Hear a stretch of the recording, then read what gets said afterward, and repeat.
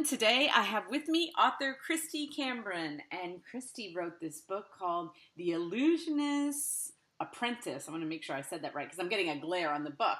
But if you can see, it is a beautiful cover. I love the cover. And Kristy, I loved this book. I have to say that historical fiction is my genre. So, I mean, I wasn't going to not love I love all historical fiction. But this, I learned so much. And, okay, for everybody out there, Harry Houdini is a big, huge part of it, but not, like he's interwoven in it. But I didn't realize how little I knew about him. I thought I knew a lot about him, but then I don't. You taught me a lot I didn't know about him. So as I'm reading this, I'm like, what did you found this story and then you created a story, and how did you decide that was what you were going to work on? Well, first, Michelle, I want to say thank you to you for inviting me to chat with you today. I am like you. Historical fiction is my genre. It's my jam. So I love talking about history, and I have an art history research writing degree. So if you can add the art in there, I love that as well. So any kind of opportunity to chat, it's one of my favorite things to do. So thank you for having me today. But yes, I received this question a lot. How did you land on Harry Houdini, and where did this story come from? And I would say we have to go back one novel to my third novel, which is The Ringmaster's Wife. I was really interested in writing Jazz Age, right? So we have a post-World War I society, post-Spanish flu, and there's so many changes that are happening, and it just seemed like such a vibrant time in our nation's history. I've always wanted to set a story there.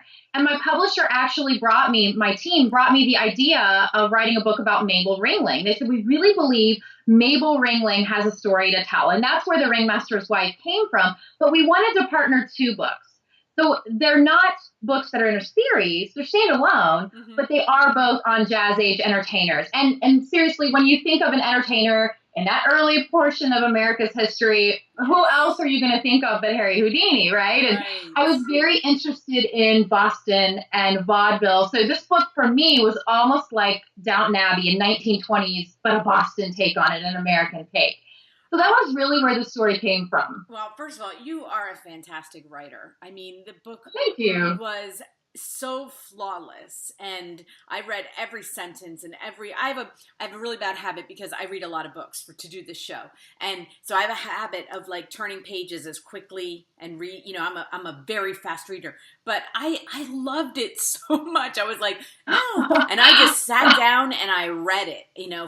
From start to finish, I read and it was an amazing story. And when you brought that up in the book, you did bring up as they're talking about, that it's post-war and then the Spanish flu.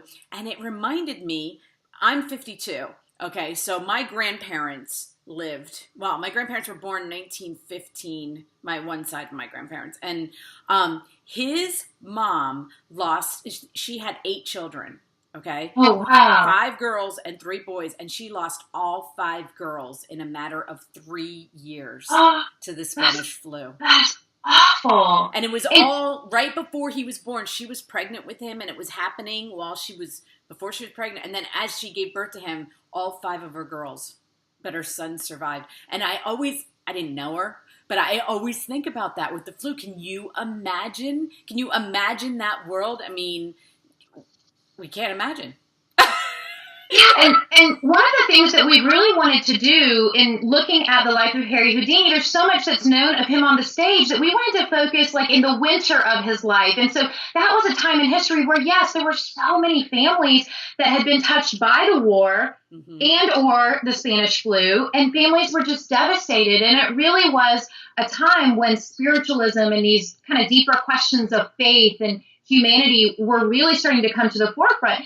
It almost felt like that time in history was very vulnerable for us, as a human race. We're going through grief, and it changes people. Grief can change you in ways you don't expect. Yeah, and we wanted to explore that a little bit in the book. And I love that line that you said about it, because you had it as Harry saying that to Ren, about how everybody, because when she was asking, and of course the main character is Ren, and for everybody, Ren Lockridge, and and she's his apprentice, and she's a fictional character, but anyway, so she says, why are people so interested in death? Why do people want to contact, mediums and psychics and that? And he said, because think about it. Think about the world we're in right now. Death has touched almost everyone. And I was wondering, and I don't know if you know the answer to this, but did just as many, how many people, I wonder how many people died from, how many men we lost in World War I as opposed to how many people were touched by the Spanish flu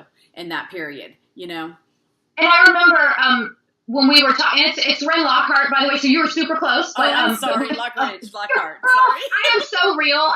And sometimes I'm on radio interviews and they'll ask me about a character and I'll forget their name and I'll be like, oh, what's their name?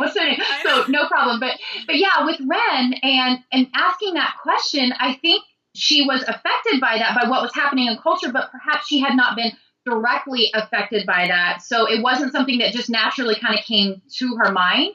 Mm-hmm. And I remember reading the totals in research. I don't have it off the top of my head. I'm sure for any out there who are listening and watching, if they have any interest in the Spanish flu, I mean, again, it was so devastating, not just for America, but globally. Right. It's a global event when we weren't yet really living in a global society, when you think of technology today. Yes. So the effects would be vastly different. But yeah, we really wanted to try to focus on the devastation that those two global events caused and what would it be like living in that world. That's really something that fascinates me, to try to go back with the characters and say, what would it be like? What would the senses be like? What would you see? What would you feel? What would you experience just in the culture around you? And we wanted to try to place Ren in that world. Yeah, it was such a cool, because everybody knows a little bit about Harry Houdini and what he did. But I loved when I looked at Wikipedia just to look a little bit more into what he did. And it was really cool to think about, the magic, but he didn't consider it. It was interesting. He really had hardcore beliefs. I mean, even Wikipedia went into the differences in what he believed were, as opposed to mysticism and magic, the trick. I don't know, what would you call it? He was an entertainer, an escapologist and illusion. And that was one of the things, and I love that you brought this up, because that was one of the things that we really wanted to kind of draw a line in the sand with the heartbeat of the story, that we were not focusing on magic, we were focusing on illusion, that it was entertainment. And you'll notice if you read the book that Ren always makes that distinction, that she is of faith. She has faith in her life, and it's not magic. It's always illusion. It's always something that the eyes trick, the eye can see. But I thought also with Harry Houdini, he's so documented, right? His life, there are biographies, and he was a writer himself, and he had these vastly different tastes. Anything that was on the cutting edge, the forefront of society. I like to think nowadays that he would have the latest Apple everything, he would have the latest technology. He'd be trying out the fastest cars. He was just that kind of larger than life person. But again, we wanted him to have a presence in the entire book, but as a more subdued, almost later in life, a wise character, the mentor piece. We really wanted that to be kind of front and center, rather than the stage guy and the magic that he's often associated with. Yeah, and I love in historical fiction how you can move, how every chapter moves dates. And I, as a reader, I love that. If I were to ever write a book, that's exactly what I would do.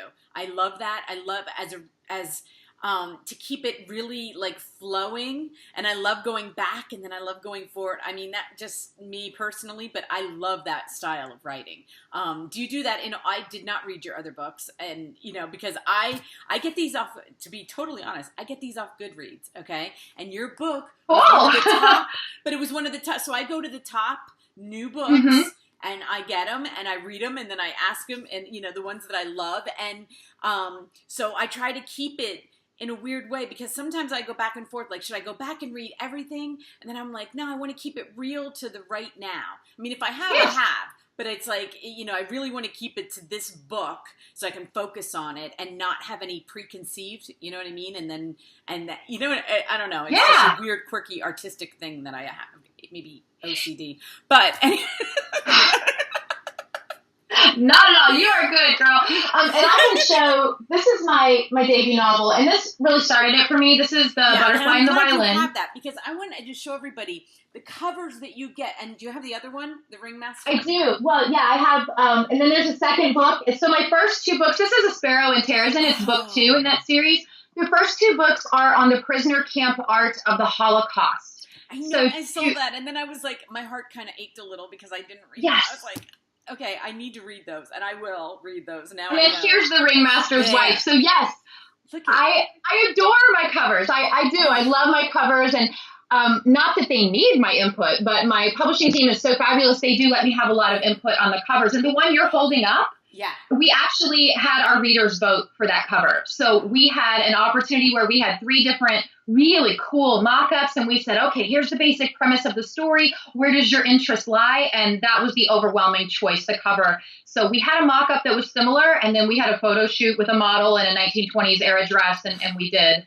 the cover. So I love how it came out. Yeah, when I went on your website, I was like, I love when authors do that with their books, so that when you're in, Barnes and Noble, and then you see your books and it's like your style. That's how I look at it. Yes. Like, that's your style. Yeah, we always wanted it to be very artistic, almost like a painting, almost looking at, something that is art history because of my love for that so much. But yes, to answer your question, all of my books are written in a non-linear narrative. Okay. I don't know if I could ever write A to B to, all the way to Z. I write out of sequence. Typically, I will know the first scene in a book and the end scene, and I will write those first, and I have no idea how my characters are going to get from here all the way to the end, but I love that. And if you can guess what my favorite TV show is, it's very similar. My favorite TV show of all time is Lost. So if you have any Losties out there, any Lost fans, it is very character driven, and it's jumping back and forth, and I love that. So all of my books are non-linear narrative, and they are going to be focused on the characters rather than an A to Z kind of time frame. And I loved Ren. I mean, I love that you made her in an age that was very still male, female, like there were certain rules, and she was the rule breaker. I love that about her. That is a perfect way to describe her. And I would say that she is one of the characters I've always wanted to write, right? She's fiercely independent, but she's very protective of her past and of those whom she cares about. And yes, she's a character that she just kind of doesn't even have a mold. I was going to say she breaks the mold, but there's no mold with her. And I just loved how she was fiercely independent, but yet she does have a softer side. And we have Elliot, the character in the book, who does kind of bring that out of her. And I love that Harry Houdini does as well, almost in a paternal kind of way, Yes. So I really liked that influence of the mentor in her life. Yeah, and I like that every time that the detective, and now the name's slipping me, I can't even believe it. I didn't even write it down. It was Elliot. He's the FBI guy. Elliot, the FBI guy. When he was, every time he got a little too close, and then she would, realize it and back up. And, I was like, oh, I love reading about women like that. I really do, because I'm the exact opposite. I'm nothing like that. I'm like, that's my wannabe character out there. I think I really loved her independent streak. Because I am not that strong, just kind of out there with it, out there with your emotions and just kind of out there with kind of being hardline and strong. I wanted to write a character. I wanted to explore that a little bit and say, what would it be like to have a personality like that? And I wanted her to be strong in the story. And then I loved, okay, so this is my life. Like, it's so interesting how these books come into my life. They're always in such an order. So, I'm reading about Harry Houdini, and then I find out when I'm doing the research that he has a falling out with the author of Sherlock Holmes. Yes, Sir Arthur Conan Doyle. Yes. And see, I'm having name issues. It's let's blame it on menopause. And okay. And I have 3 interviews coming up in the next 2 weeks on Sherlock Holmes that I know nothing about. Oh, but then you get all the fun of researching him. I know. Like, right? It's just like one book leads to another that leads to another. It was just the weirdest thing when I was reading. You had it in the book. There was a little blurb about it, but then I read about it in Wikipedia, and I was like, this is my life, everything just kind of, and now I'm going to read it with another kind of a sense of knowing something, because I'm one of those weird people. I know nothing about Sherlock Holmes. I've never seen a TV show. I don't even know that I've ever seen a Sherlock Holmes movie. But I did find it really interesting on how their friendship ended. And it was because of Sir Conan Doyle. What? There's a middle name. Arthur Conan Doyle. You're right there, girl. Sir Conan Doyle. And so he was more of a mystic or spiritualist. And correct. Then, so would Harry Houdini, was he a Christian? What would he have considered himself at that time? That is an excellent question. At that point in life, he was really searching, and he's really reeling after the death of his mother. So he lost his mother. He was quite close to her. Now, I think it's important to note also that his wife, Bess Houdini, she was going to be the focus of the book in the beginning. Instead of Harry Houdini, it was going to be on Bess. And much like The Ringmaster's Wife was about Mabel Ringling, Faith in that book is an undercurrent because Mabel Ringling, in real life, it's semi-biographical fiction. She wasn't that out there with her faith. She was a woman of faith, but she was not that out there. And so Bess Houdini, her focus was on spiritualism. She was very much in Sir Arthur Conan Doyle's camp. And so Houdini himself, he's asking these tough questions about spiritualism and faith. And initially he had kind of jumped into spiritualism as, can I connect with my mother on the other side of the grave? He just was so devastated by that loss of her, the relationship with her. Can I reach out to her? And then he's so good at what he does, he begins to realize every spiritualist he goes to is fake because he's that good. He can just pick it out. And so then he begins to debunk all of the spiritualists in a very public way. I would say almost out of regret that they were all fake, and he's so good at what he does that he can just pick that out. So yeah, it was a part of the story. For those who are fans of Sir Arthur Conan Doyle and perhaps call themselves Sherlockians, if they read the book, they may find that a number of the names that were villains in the Sherlock Holmes stories are embedded in this novel. And so I don't want to say if there's a name that happens to kind of ring a bell for you from the Sherlock Holmes stories, doesn't necessarily mean they are a villain in my novel. It just means we tried to sprinkle that in there for fans and of the book. I did see that. I don't know where I saw about what you did that, and I'm like, oh, now I get to read it and see if I can find, if you can pick them out. But I do see, and I have to say, so I'm a Christian, grew up a Christian, evangelical Christian, was born and raised, and my dad died from cancer when I was young. I'm sorry. My dad too. Yeah, I saw that too. But so that was tragic in its own way. But 5 years ago, my mom died, and quickly of cancer also. But I went to that place. I was like, I get that, and I never thought I would. But my desire to connect with her was so overwhelmed. It's so, I don't know. When I read that about him, I was like, I get that. Sometimes you don't know what could make you think that way. And it took a while until I was like, okay, she's good. I'm good. She's good. But it did. It was that thing. And then I saw that his wife, they had a code that she was going to go to a seance every year he died on Halloween, which yes, and how interesting is that, right? Can we just pause for a second and say Harry Houdini died on Halloween?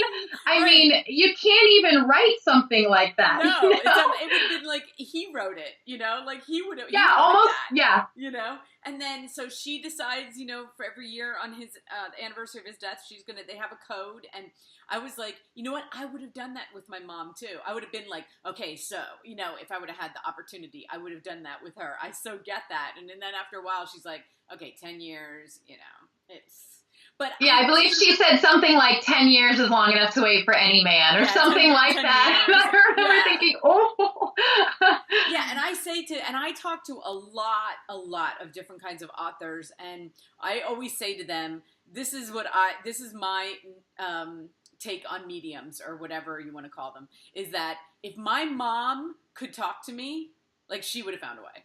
So since she, I don't know, that's how I rest with peace in my mind of it, if there would have been this magical way, and I think that's what Bess did too. If there was going to be a way that Harry was going to communicate with her, it was going to happen, and then you just make peace with it and say, they're good, and I'm good. But it was really, it was really interesting because I was like, I get that. It's a really cool thing to see somebody else express it in that way, So yeah, and I think I was so close to my dad, and my dad never got to see any of my books published. And this is also in, some of my testimony, but on the same day that we finally got a yes for a publishing contract after rejections for a couple of years, and, our family was working really hard for that. An hour later, my dad called me and he said, well, this could be bad. I may have leukemia. And so at the same time, we're kind of on this mountaintop excitement. The author dream was coming true. At the exact same time, we're going through chemo treatments for his very aggressive leukemia. And he got to see the cover of my debut novel, The Butterfly and the Violin, about 3 days before he went into ICU. And then, he passed away a few days after that. And so I understand that, feeling that loss. And one thing that I do always want to make sure is present in any of the historical fiction stories that I write is that faithfulness of God, because through that journey for our family, God was ever present. God was involved either through other people, blessings from other people, or just directly from just knowing that his presence was there. Absolutely faithful. And so all of my books will be faith-based that I write. And somebody said to me one time after my mom died, stop looking for her where she isn't. For her where she is and everybody. I have 6 children. I have 7 grandchildren. Now I look to them. And then when I see sparks of her, my one granddaughter, like when she was born, I was like, oh my God, she looks just like my mom. Like, I see sparks, personality, so it's like, look where she is around you instead of looking for this like mom to show up and tell me everything's going to be okay. It's almost like I want to know that everything's going to be okay, but I do believe that, but I still want her to tell me everything. It's like, I think you're right. I think that's in a way, it's a legacy. It's the legacy of the person. The person lives on through the testimony and through the stories and through those of us, who love them. So yeah, I think it's really important when you're talking about questions of grief and loss and faith. It's absolutely important to see that legacy living on. Yeah, and especially when you have, like I'm sure you look at your children or everything you do and you think, oh, he didn't see that or he didn't see that, but he does, and they do, and that's it's comforting, in that way. So yeah, it is. But I have a question. So I want to read the rest of your books. I want to talk to you about it. Well, like I said, I love talking about fiction, historical fiction, and I just turned in my 5th book to my editors, and so we are working through that now. It is book 1 in a new series. Will be out on store shelves February of 2018, and it is called The Lost Castle, and it's a 3-book series on abandoned castles in Europe.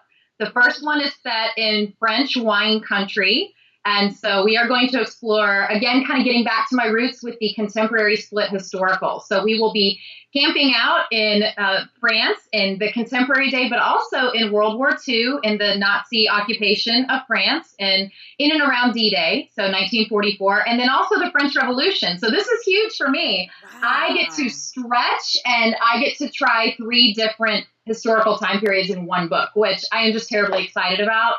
I love this book and we're editing it now. And book 2 will be set in Ireland and book 3 will be set in England. So, and I always ask my authors, historical fiction authors specifically, because it's such a different thing, because you're not writing a history book, okay, because that's in itself another thing. And then you're not writing a novel.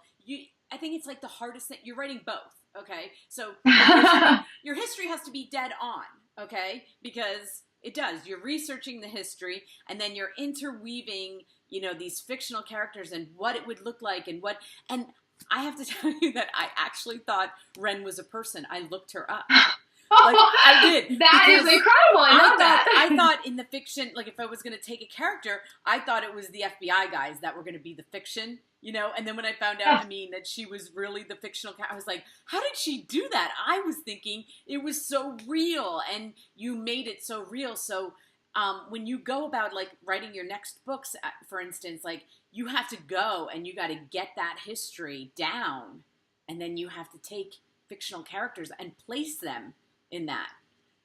Michelle, it's my favorite part of the process. I was recently asked that question. What is your favorite part of the process? And really for me, it is the research. Even in my World War II books, the ones that are, for example, set during the Blitz, I loved researching the maps. Where did bombs fall? What was the damage? When did they fall? Even if I say in London and, a certain time period that it rained that day, we looked up the weather and it rained that day. Those kinds of things, I want to make it as pinpoint, close and accurate as I can. But then also, you as a storyteller, you get to kind of bend, I don't want to say bend history, but you get to bend the viewpoint that the character has on history because it is fiction. So it's my favorite part. I often tell people when I was young, I wanted to be an artist. I wanted to be a Disney animator, but my hands, they were not gifted with the ability to draw very well. And so I love to say now, God knew a little bit better, and I get to paint with words. And so it's my love of creation, and I try to put as much of the visual art kind of embedded in the story. And for me, you do that through history. History is still relevant to today. You're just taking it and you are retelling it in a way that makes it applicable to someone who lives in 2017. Right. How did you, since you wanted to be an artist, how did you find out that writing was your thing? Like, did you just start writing and you were like, oh my God, I'm so good? Because you are a great writer. Like, you know, it's like, you just like, all of a sudden, oh my God, I can write. Like, I'm a good writer, you know? Well, and thank you. That's so sweet. I'm sure I'm blushing. Can y'all see? I'm blushing. And we say y'all where I live, so that's totally normal. But I would say it's one of two things. It was very good training in corporate America. I worked in the corporate sector for 15 years prior to stepping out as a full-time author. So I worked for a Fortune 100 company. I was a facilitator, a trainer, doing leadership development, writing curriculum for almost 15 years. And then the other part of the answer to that question is by accident. And I believe it's accident, but I do believe it was a God thing, because when I was a freshman in college, right, I was that little gal that couldn't draw, but I loved art. And I walked into, by mistake, an upper level art history class as a freshman. I walked in and they were talking about all these advanced art history topics. And I almost felt this whisper to my soul, to my heart, you're home. This is where you're supposed to be. And I loved it. And it's interesting for someone who worked in big business, you know, I worked in corporate America, to want to get an art history degree. And my dad was an architect, and he was this cool guy. I remember him asking me one time, just nicely, okay, what do you plan to do with this degree? And I was like, I don't know. I was super enthusiastic, right? I don't know. I just want to go to school for something that I love and that I have passion for. But then more than a decade later, it translated into writing fiction. So Oh, that's awesome. Yeah, I think that I don't know that I appreciated history so much in school, but definitely as an adult, the more, and I'm a homeschooling mom. I had 6 children and I homeschooled them all. And the awesome. the more I did it, the more I learned, like, oh, I really love history. Like, I loved, and then I connected everything. Every subject then went around history, which my kids were like, why are you doing that? Because that's why. Because I'm having fun. So I think that's what started my journey of loving historical fiction, because for everybody out there, and I have a lot of homeschooling moms who listen, this is the way to teach history, historical fiction, because kids are reading it. They don't really realize how much they're learning. And especially with your World War II books and stuff, like, it's a way for kids to relate. And, you know, especially high school kids that are really, they decide that that's the thing they're going to like.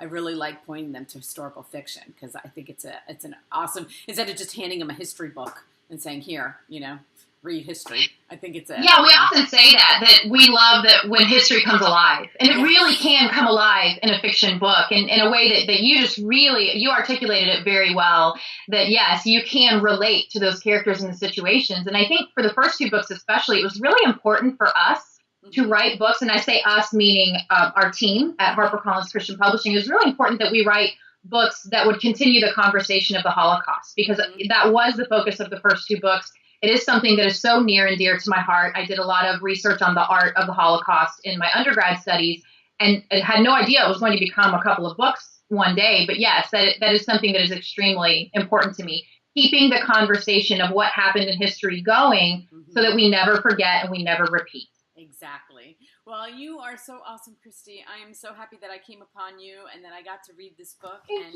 you. for everybody, here it is again, The Illusionist Apprentice. And definitely it is a must read for anybody who loves this genre. It is perfect. And I just want to thank you so much. It was so much fun talking to you. Thank you. And I would love it if any of your readers would, and your watchers out there, all those homeschooling moms, go you. I mean, that's awesome. And I would love if you would stop by KristyCambron.com. That's where you can find me. And on social media, that's me out there. So I'd love to connect with you. Yes, and all her links will be listed. So it'll be a very easy push of the button to find you. So, you know, they can just pull it up, and I'll have all the links to your books and your webpage and wherever you are. So anybody can find you. So Thank you so much, Michelle. Thank you too. We'll talk to you soon. Okay, bye-bye.